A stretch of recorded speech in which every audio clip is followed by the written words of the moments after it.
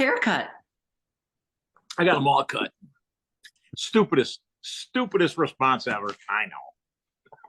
That joke is like, that's not even a dad joke. That's a It grandpa. wasn't even a joke. It was a statement. The grandpa joke. It was a statement. That's okay. Your hair looks. This is how I look, man. I mean, I know that you had to get freshened up for this little confab. This is just me. That meant just putting some makeup on. My hair. Yeah, this is just high blood pressure. What do you mean? I don't get it. Was that a joke? No, the redness. Oh, okay. Mine is because I'm sitting next to my fire because it's currently 24 degrees and it snowed maybe an inch or two this morning. Happy spring.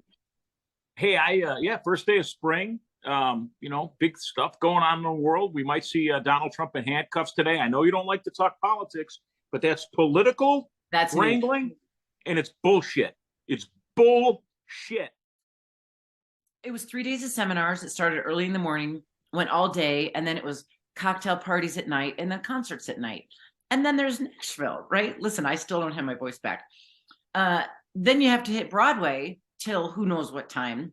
The first night, I get back to my hotel at 1:30 in the morning. I don't do that. But it was a blast. It's like when in Rome, you got to do it. Right. You got to do it. But let me tell you about, I can tell two stories. I can either tell you about a guy I met, or I can tell you about Dan Marino and Darius Rucker being best friends in a story about those two actually back in Chicago. But Darius Rucker was performing. And tell me about the guy you met. Triggered this memory. It's a pretty good story. Tell me the story you want to tell. We don't need to hear about my dating life. You dated somebody down there? You were there for 7 days. No, but I did meet somebody, and it was like, what? Why is this happening? Who happens to live in New York? Couldn't possibly be further away. Couldn't possibly be further away. And I'm just like, oh, it's exhausting. But anyway, so out of all the bars in America, out of all the towns in the country, he had to walk into this one. It's a country song. Sure it is. It's several country songs. Okay, so how many conversations have we had with New York, Matt? See, we should have started talking about this right off the bat. Radio's boring. This was interesting. I know I can probably edit all that out. Yeah, take all the radio shit out. So, and I might. Did you kiss him? No. Look at me. Okay. No. I don't know how. You're out till 1:30, probably drinking too much. You didn't have to drive. You were down there. You were in the elixir of all the neon lights. Crazy things happen to a girl down there. I know. If I was younger, likely, but I'm too old for that. Like, no, I'm not getting all. No, I'm telling you. Bullshit. I call bullshit because I'm telling you right now, I am the same guy today when it comes to going out that I was when I was 18. Yeah, I was too, but I've had enough stuff happen to me. I've had enough men just F with my heart, and to the point where I'm like, I am not diving in unless I know this is it. Tattoos and scars, baby. Like I'm tattoos done. and scars. It's what makes up a life. And that's actually right, so, about the last. So nothing happened with the guy from New York, blah, blah, blah. I guess it's down to another country story. No, so let me tell you what I think may have happened. Is okay. I think that we are so hungry for connection, and he and I really connected. We talked a lot. We were both fascinated with each other's lives and both told great stories. And he was at the bar alone. I was at the bar alone because my girlfriend got sick and blew me off. I'm like, it's Saturday night in Nashville. I'm not going out. So I went out and he was sitting at the bar and we got to talking. And then he was alone there for 4 days. Never been to Nashville. He was on his way to Florida from New York and decided to just stop in Nashville because he's never been. So I was busy during the day doing my seminar stuff, but then we would go out at night and enjoy dinner and conversation. But I'm just wondering. So you went out with this guy more than once? Yeah, we went out like 4 nights in a row. He actually extended his stay in Nashville because he didn't want to leave. I bet he did. Because we were just so connected. So you're so full of shit. You kissed him. Did not. So I will tell you, here's the story why that didn't happen. So he's got to make a 10-hour drive to Florida, and it's probably 9 o'clock at night. And so he walks me to my hotel, and it's like, okay, well, let's stay in touch. Let's stay friends. And he had to get an Uber, and it was, what time was it? I don't know. He had to get an Uber back to his hotel. And I'm like, I don't know how you're going to find an Uber. I can't even remember. Use a pedal cart. Use a pedal tavern. Yeah. Well, my hotel was a little away from all of the action, but literally. So it sounds like it, but it sounds like it could have been. But he walked you back. He walked you back to your hotel room. You're the one that called it off, not him. Trust me on that. Oh, I know. Because then he texted me later. He goes, so he's a skydiver. He's a Marine, learned how to skydive in the Marines. Keeps doing it because he needs that adrenaline fix. So he's been doing it 30 years. Tens of thousands of dives, jumps, whatever they're called. And well, he wanted to dive. I mean, the chute didn't open. Oh my God. Yeah, cut all the radio crap out. Go right to this story. So here we go. Listen, his phone was dead, and I'm like, how are you going to get an Uber? How are you going to get back to your hotel? He's a Marine. He doesn't need a phone. I know, but I'm a fixer. It's a mother thing. I worry, Ray. I worry.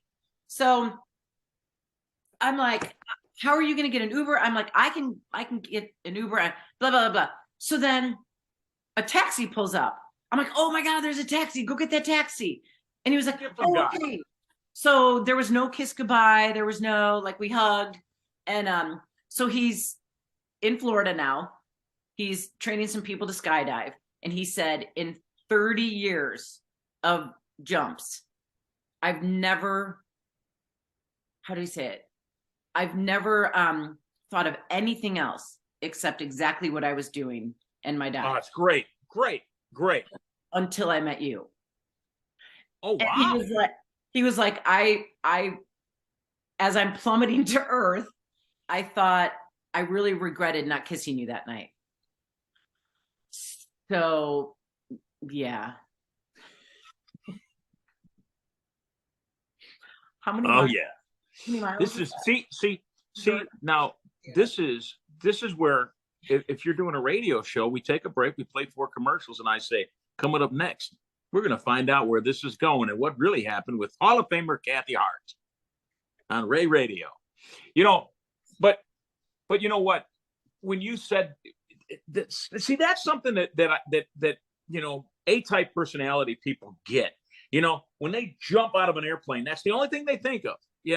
When I'm racing a snowmobile and I'm going into a corner, the only thing I'm thinking about is coming out of the corner and not getting tangled up.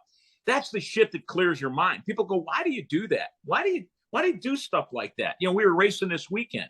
Why do you do it? Because it's fun. It's adrenaline. And it gives you a chance to clear out your mind from all this bullshit that we live in. But man, that's cool. Yeah, I don't even care about Nashville anymore. I just want to, I really want to know if this guy's really a Marine, or if he's just playing you. He is, and I won't go into detail, but because he's actually one of those that doesn't talk much about stuff. And, he's not like the Navy SEAL that killed bin Laden that told all his friends. Right. So, I shot bin Laden. Yeah. Yeah. No. It wasn't until the third night he actually told me a little more detail about stuff, and not a lot of detail, very minimal stuff. Because I told him I used to take karate. So I was like, because now he's he can't handle what you've seen. He doesn't want to know the truth, because deep down inside, places he doesn't think about when he's at his parties down in Florida, he can't handle the truth. No, he does security for some billionaire in New York. Boy, this guy really threw it on you hard. I jump out of airplanes. I'm a Marine. I'm a billionaire security guard man. And I would have kissed you. It's the biggest regret I've ever had. Oh, trust me, that thought went through my mind. You know what? Women like you are the reason there's guys like me. What? Just because some guy has all this stuff and you might be a little jealous of him and envious, or Me? you've used your own lines on women to get what you want, it doesn't mean that this stuff's not true. So you think he's lying about all of it? Because he sent me a picture of him in the sky. Like, yeah. All I know is if I met you in a bar and I didn't pull the trigger, I'd have a life full of regrets too. Anyway, so we talked a lot. We had great conversation, but we were talking about Krav Maga because I was telling him, I said, my ex owned a martial arts school, and he's like, I don't really need to know a lot of martial arts because I have a gun. Okay. Touche. So anyway, how I started. Where does it go from here? Well, how I started that conversation is I'm asking myself, is it him or is it my hunger for connection? We all have a hunger for connection, especially single people, but people that have been in relationships for a long time, maybe you're complacent. You've just been in it for a long time and you don't love each other the way that you used to. And anytime you meet someone new, there's that newness and it's fresh and it's fun and exciting. But, so I'm asking myself, is it just my need for connection? And there was a great connection. So was it connection because it was him specifically and all these wonderful things that he's lying about? Or was it Nashville? Was it the whole, right. Yeah. That's another thing. Is it eat, pray, love? We're on vacation and, you go back to real life and I'm walking around with no makeup on and I'm farting and I'm burping and right? Like that's life. It's it's funny. It's funny and that's cool, man, because people don't go out and take chances and have fun. Yeah. And it's interesting because I have a really good relationship with my ex-wife. At least I think I do with Gina. That's my girlfriend's name is Gina. My ex-wife's name is Gina. Actually, Regina. But she's such a good soul and such a good person that I find it. I really like to I try to be there for her and help her out as much as I can. Yeah.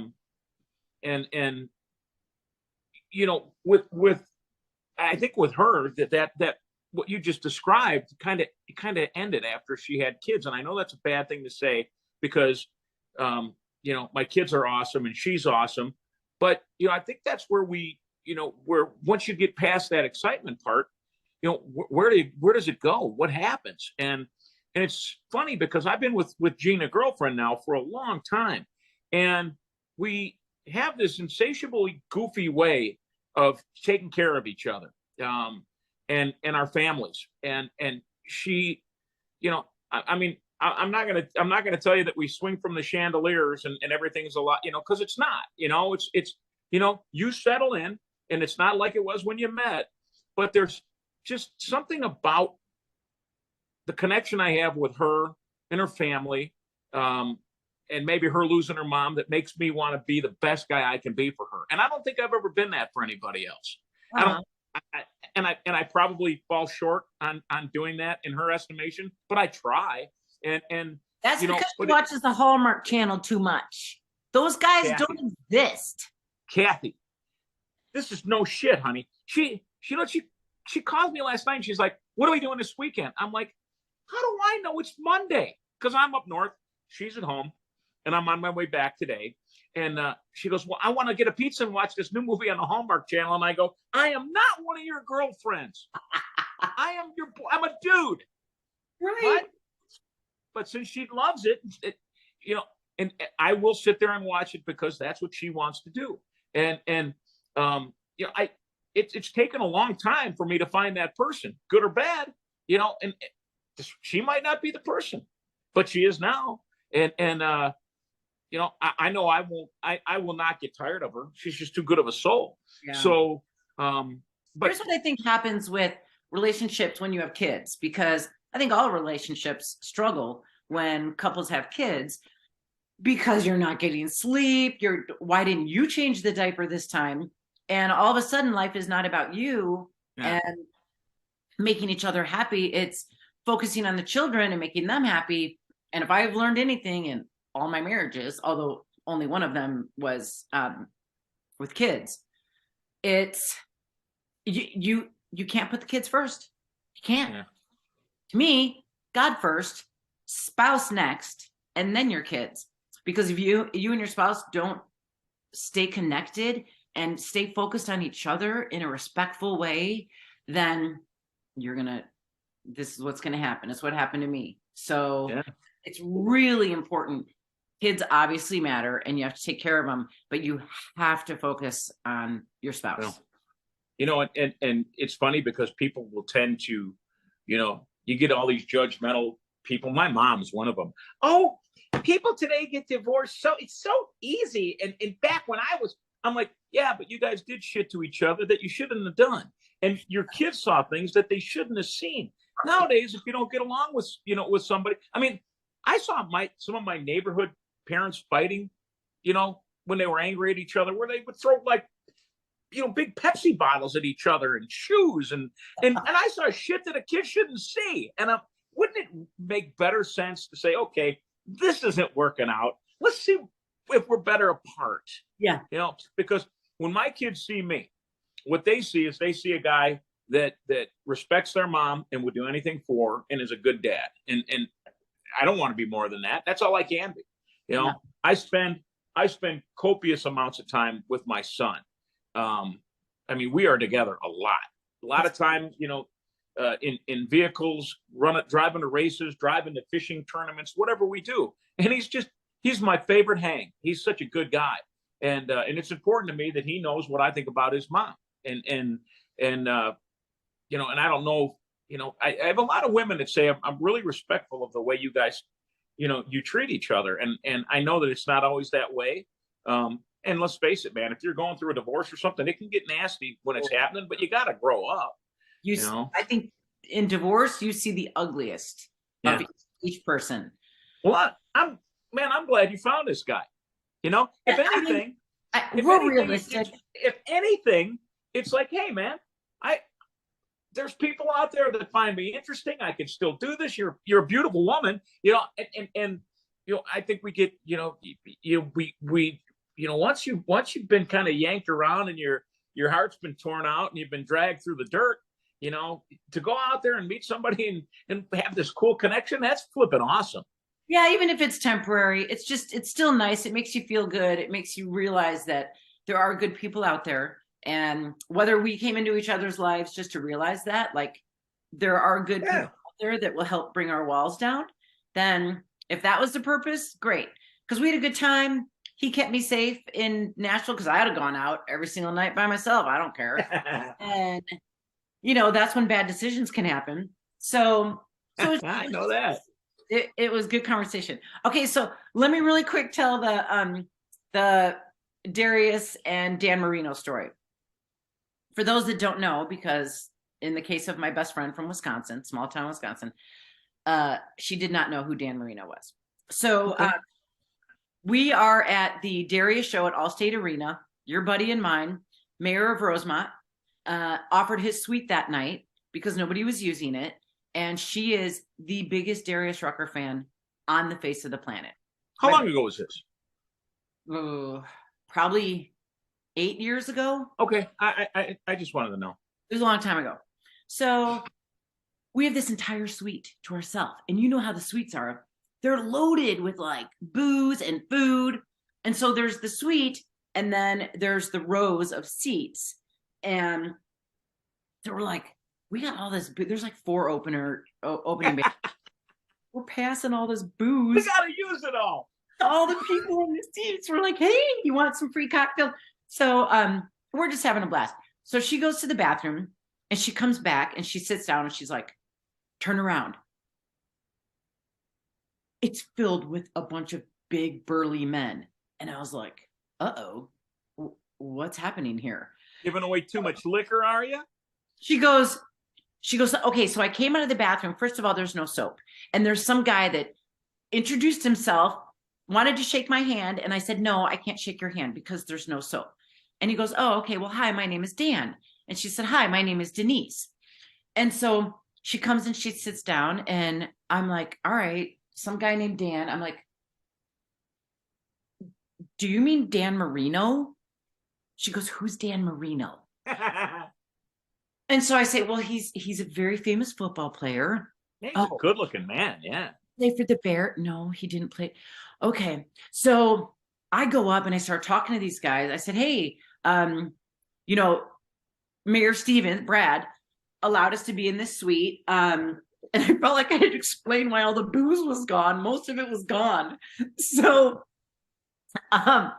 anyway, so I told Dan, I said, she is the biggest Darius Rucker fan ever. So he goes, really? Then come with me. So Dan and Darius are best friends. They golf together all the time. And every time Darius starts a tour, Dan Marino will be there. They go backstage and they do shots backstage to start the tour. So with the whole band. So Dan Marino takes us backstage. We're doing the shots with them and the band. Denise is just like, so she's talking to Darius. She talks to him a little bit about her favorite song, and he's got to go up. It's time for him to go up on stage. He takes her arm. They're walking arm in arm backstage for him to go up on stage. And Dan Marino and I are walking behind him like, I'm like, you don't know what this is doing to her. It was the biggest moment of her life. So then we go back up into the suite because too many people recognized Dan. We were out front singing and too many people recognized him. So we go back to the suite. Darius always probably recognized you too from all those damn billboards you had. Yeah, right. Anyway, when we weren't looking like clowns or dressed up as other things. But anyway, so Darius always ends his shows with the song Purple Rain. So at the end of the concert, it's me, Denise, and Dan Marino. It's a Dan Marino sandwich. We've got our arms around each other. Purple Rain. And we're just singing. I'm like, I can die. This was the most amazing night. So when I saw Darius with Vince Gill, Brad Paisley, so they did this whole combination concert and they couldn't figure out what song. Well, I knew that they had it planned. So they brought Brad Paisley out, Darius, Vince Gill wanted no part of singing Purple Rain. So he was just doing this with all the other artists that performed that night. And so they ended it with Purple Rain. And it just brought back great memories. And Brad Paisley, by the way, you can play some guitar. It's not an easy song to play. It's good that you finally realize that. He's one of the best players in the world. Oh, he is? Yeah. See, I'm still new to all this country stuff. So that's cool. Yeah. The whole thing was a really great experience, and I met some wonderful people, and I'm going to get this format out there. It's going to happen. There was too much like God working, kismet, serendipity, stuff that happened every single day that's going to make this happen. So who set you up with more movers and shakers in Nashville, me or your agent, Steve Mandel? By far, it was you. Don't you dare ask for commission. No, I'm glad you had fun, man. And you mentioned that suite that who put Dan Marino in that suite that night. That was Pat Nagel.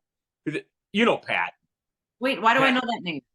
Pat is the guy that runs the Allstate Arena. Always got the walkie-talkie. Really one of the sweetest guys in the world. He's done more things for my family. I could never possibly repay him. He's such a good guy. City of Rosemont's been great to me.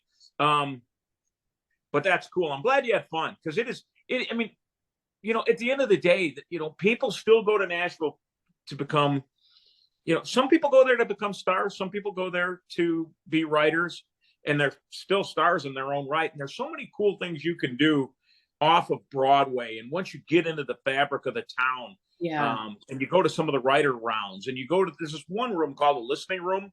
It's fantastic. It's fantastic. That's where New York and I met. At the listening room? We met at the listening room. Yeah, I mean, that is a cool place. Do you remember anybody that was playing there? No, but I recorded one guy because he was singing a song. I'm like, oh, this has to be a country hit. the guys have figured out, the songwriters, that if you say something really nice and mushy about a girl, and I mean, it's kind of a no-brainer. And it was such a great song. So yeah. No, you know, it still is to me. It still is the best format in the world. It's the best music in the world. You know, country music and country radio has given me about everything I have. And I'll always appreciate it. And if somebody asked me if I wanted to do it again, I would. I'd probably like to do it a little bit different. You know, play some of the Sturgill Simpsons, some of the Cody Canadas of the world. But there's so much out there that's considered country that it's impossible for the radio format to capture it all. Tell me this: what did Vince Gill sing? Because he's so good live, and in the Ryman Auditorium, you saw these guys. You saw these guys, and you got to. This is germane to your story. You saw these guys in the Grand Ole Opry, and sitting in the Grand Ole Opry is like a revival, because if you're a fan of music, and I don't care what music it is, this is the mother church of where it all comes together. The Grand Ole Opry is hallowed ground, and to see Vince Gill in the Grand Ole Opry is a treat. So the way they attract us to these things is to get Vince Gill and Brad Paisley and Darius Rucker and Sam Hunt and all these big names. And Parker McCollum. He finally got a handle on you. He was so sweet. So they bring the guys, the up and comers. So we watch all the up and comers, and then we get rewarded with the big name guys. So Vince Gill. So a lot of these guys. Oh gosh, was it Parker McCollum, or I think it was. There were too many. I think it was Parker McCollum, and they did this bit. It was Parker. Where, because the guy emceeing, that Royce guy that you know, Royce Risser, from the record label. So he was UMG. really cool. He's introducing all of the artists, and Parker's about ready to come out on stage, and Royce says something about his wife, all of the Will Smith thing. So Parker McCollum is the sweetest, most respectful, and you hear backstage, you don't talk about my effing, but he said the real word, wife, and he comes out and he smacks Royce across the face. So they're doing it was a good smack. Doing a bit. Yeah. So, and Parker was like, I can't believe my hero, Vince Gill, is backstage, and I just had to do this in front of him. The first memory he's going to have of me is saying, don't talk about my fucking wife like that, and somebody. So all of these kids, as Vince Gill called them, and I have to stop doing air quotes, all of these kids just idolized Vince Gill, and they were just mesmerized by him. So Vince Gill comes out, and he's just real soft-spoken, and he's like, y'all have never heard this song before, but I've always, with every song, had the hope that it is going to reach people and that it's going to touch people. And I don't know what it's called, but it was about heroes, about his heroes, and how when he dies, something along the lines of, he hopes that he is one of those heroes, and that he is. That he goes to the same place with all his heroes. So I'll play. I'll post a clip of it, because it was a good song, and the whole thing was just a great experience. And you know, I tell people the reason I started falling in love with country music is because I truly believe it's not only the backbone, but it's the heart of America. These people are telling real stories, and they are living real life. Most of these singers were walking amongst everybody else, and I had no idea who was who, unless a big star.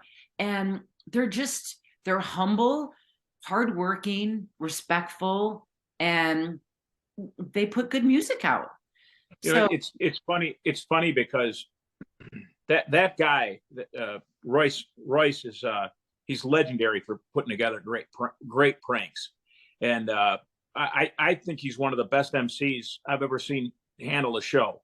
And for me, that's a pretty big compliment, because I'm pretty waspy when it comes to that kind of stuff. Yeah. But they've got a great lineup. But I saw Vince Gill. I think his song is called "Letter to Mama," and I was down at the CRS.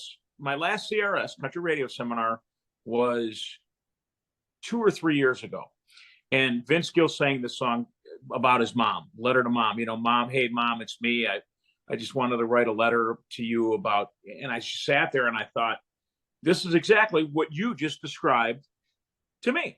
I mean, I knew seeing Vince Gill and the Ryman was going to be just off the charts good. But I was there with a friend of mine, Matt Miller, you know, Lissa Miller's son. Yeah. And he's not necessarily you know, involved in country radio, and he sat there and he was just mesmerized by what you saw, because that's what happens. That's what music will do. And that's where Gina is. Gina gets mesmerized by music. I'm a little jaded on it, but when you're there at the Grand Ole Opry and you get a chance to see Darius and Vince Gill and you know, Paisley. Paisley's never really been my deal, but he's so good at his craft that you've got to appreciate him. But that's really cool. Find the song "Letter to Mama." I think that's what it's called, by Vince Gill. And then he's got another song, and I know we're just wandering here about and waxing poetic about cool music, and that's okay. I think we cut all the beginning of this out, and if you weren't here for the beginning, trust me, you didn't miss anything. He's got a song called "It's a Young Man's Town," and last time I was at the country radio seminar, I really thought, you know, wow, because I look at this and I see there's like the old guys, and I'm talking about guys that are near, you know, 70s, some over that are running the record labels. Yeah. You know, there's some really influential people who I always respected. You know, Ralph Emery. I mean, I met Ralph Emery when I was down at the country radio seminar one year. And Ralph was this. He was. I think Ralph was born to be an old sage, and I had a chance to meet him, and I was a young guy at the time, and you know, and he picked my brain, and I know my country, and I have for a long time.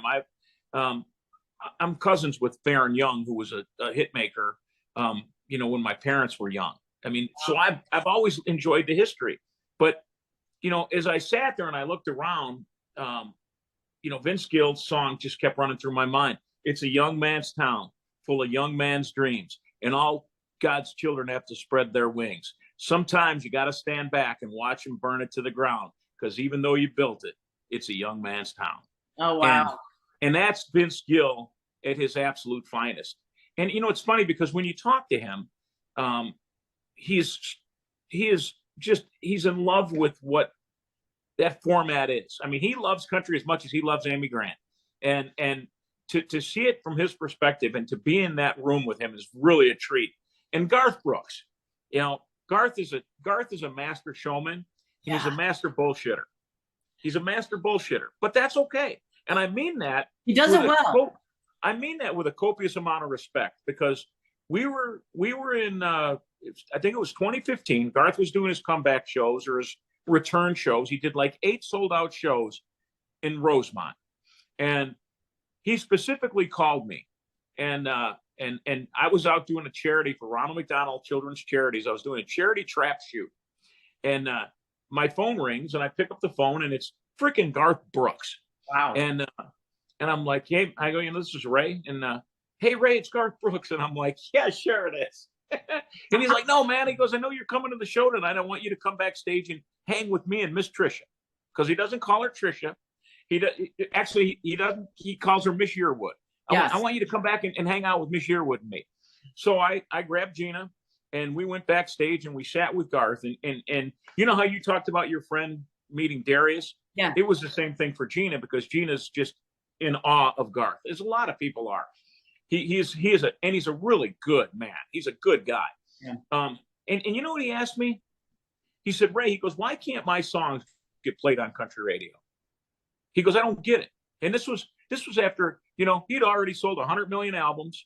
Yeah. And you know, so now we were in that mode of bro country. You know, Florida Georgia Line just hit. You know, it was all the jump in my truck, slide over, baby. You know, I'm gonna kiss you on the sugar lips and all that shit. And I just said to him, I said, I can't answer that question.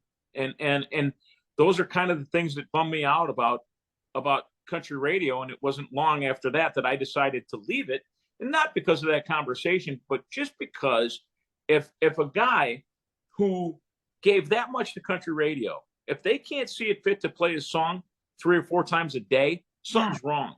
Yeah. They do the same thing to George Strait. I mean, there's not a person in this world.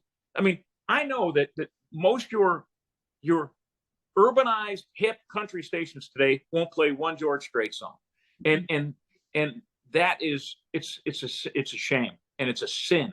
But therein lies the problem of the country format. They've got to fit it all in to country, where you might have a Q101 playing new rock or alternative rock, and you might have a WLSFM playing classic rock, and then the drive, doing more of the same. You got all these little other areas to get that music. But country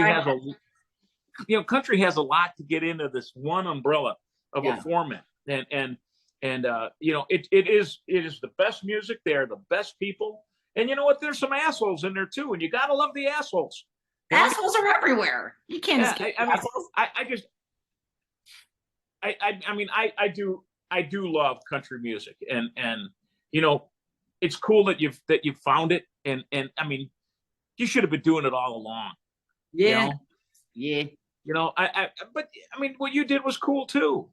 So we're gonna go to work, and we're gonna work in a format that because I would love to get on a radio station and talk about this story you just told me about this guy. It's relevant.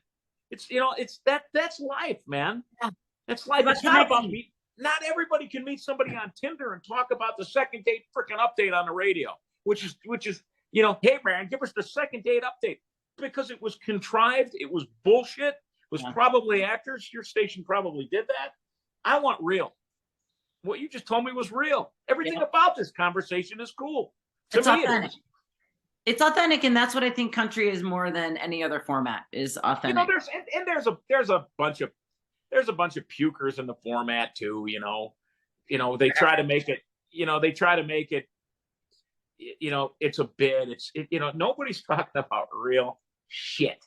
I like it when a guy gets on the radio and tells me, about his wife that just had a baby and how messy it was. That's it. Life. That's life. Yep. Yeah, Bobby Bones has it figured out. They let him do whatever he does. Did you meet Brooke Taylor when you were down there? I did. Yeah. I did. So we met there was actually a get together of believers. I have to stop doing the air quotes. I have to. So there was this should probably be safe for a phone conversation with me and you. I think we're just chatting. It really has no purpose today. I know. That's okay. We did meet, and we just very briefly talked, and just, respect. She's a lot like you. And yeah, we've been through some stuff, and she's so happy there, and she found her home. So good for her. She's a lot like you. Good woman, good Christian woman. She's very smart. She's beautiful. I've been a fan of hers for a long time. And she was working at, she was at big 95.5 when I was at 99. And I would listen to her, and I was like, yeah, this girl's really something. Yeah. And I didn't have that amount of respect for everybody that worked at big 95.5, but I liked it when they came to town, because they had a program director, Steve Stewart, who was a good guy. Their music director was a really sweet lady named Emily. Brooke Taylor was fantastic. And I continue to follow her because she's you. And, the thing is we got to find out a way to have more than just one person doing all the jobs of 100 people. Right. So. Right. Anyway. All right. I have to pee. So. Well, take the phone into the bathroom. I'm cool with that. Negative. Pretend I'm the guy from New York. I'm going to hit leave meeting. Well, I'm glad you had fun, man. We'll have to talk about your holistic stuff later. Can it wait? I got some problems I need some answers to. I probably got them. So yeah, you can either text me or we can talk about it next time. Call me, beat me if you want to reach me. Who's that? Kim Possible, Kit Cartoon.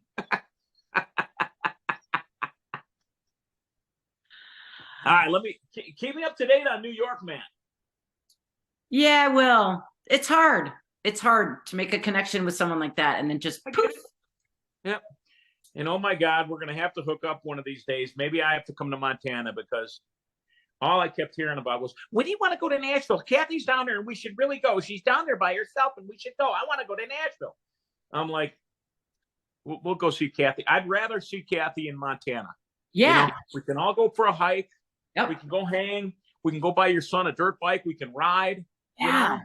Yeah. Did he ever get a motorcycle? I know you got to go to the bathroom, but he did not. So he is still working on getting his permit, but okay. Yeah, I'll see if he's interested in that. All right. Well, I'm glad you had fun. You got to see my life. This is my life. Okay. So you may have heard a big crash. Look at that. Hi, baby. They've put so many holes in my blanket. Pet Look at that cat for me right now. Now she just stuck her head through this tiny hole and she's not going to be able to get through. That is a great picture. Screenshot that. Dope. Come on. I love it. I love animals. Oh, they're right. Okay. I'm going to go potty. All right. Have a good sit. You might. See ya.